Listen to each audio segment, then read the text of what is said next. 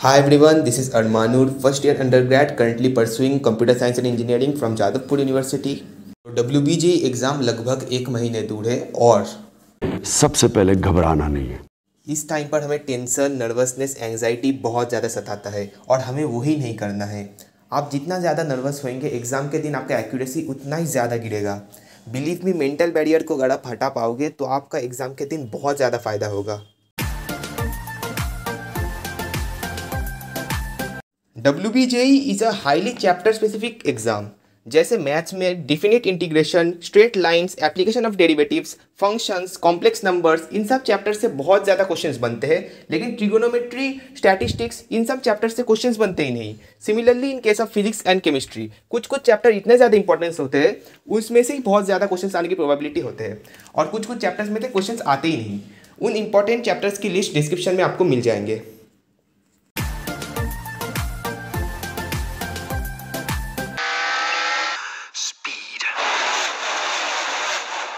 JEE mains में आपको 75 questions 3 घंटे के अंदर करना होता है, और यहाँ पर 75 क्वेश्चंस आपको 2 घंटे के अंदर करना पड़ेगा पेपर 1 में, और 80 क्वेश्चंस करना पड़ेगा 2 घंटे के अंदर पेपर 2 में। तो यहाँ पर आपको बहुत ज़्यादा स्पीड की ज़रूरत होगा।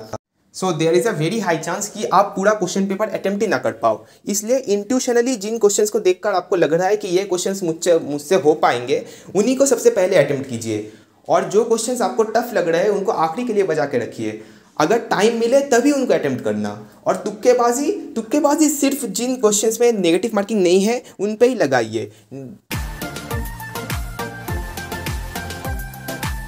आखिरी के एक महीने में इसी स्पीड गेम को मास्टर करने के लिए 2017 से लेकर 2022 तक का प्रीवियस ईयर क्वेश्चन तो करना ही है, वो तो मस्ट ही है। उसके साथ आपको 10 मॉक टेस्ट करना ही पड़ेगा। आई वुड स्ट्रांगली रिकमेंड आप मैथानगो टेस्ट सीरीज़ के लिए जा सकते हो, क्योंकि मैंने पर्सनली उसी टेस्ट सीरीज़ से प्रैक्टिस किया था, और आप किसी भी अच्छे ऑफलाइन टेस्ट सीरीज़ के लिए भी जा सकते हो, लेकिन mock test is must.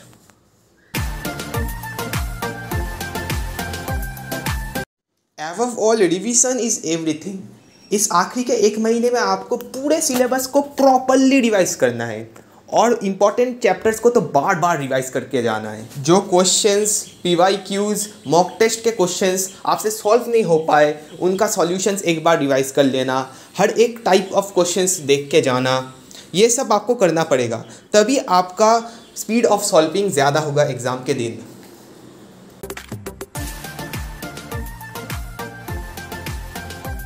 Paper 1 and paper 2 are completely different papers. Paper 1 में आपका कैसा परफॉर्मेंस गया है उसके ऊपर पेपर 2 में कैसा परफॉर्मेंस जाएगा वो डिपेंड नहीं करता।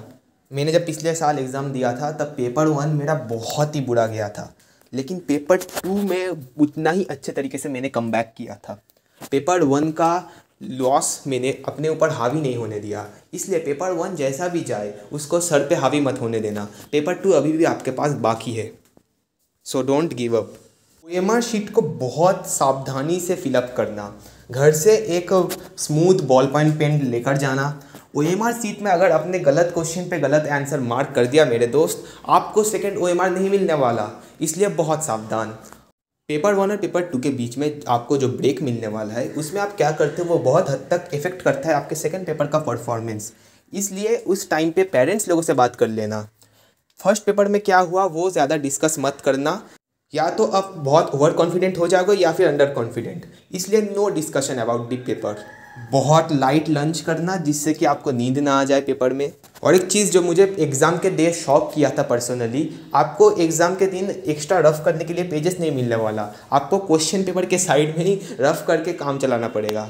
फाइनली अगर आपने साल भर अच्छे से पढ़ाई किया है, हर एक मॉक टेस्ट अच्छे से दिया है, क्वेश्चन सॉल्व किया है, आप अपने ऊपर भरोसा रखिए, आपका एग्ज़ाम ज़रूर अच्छा जाएगा।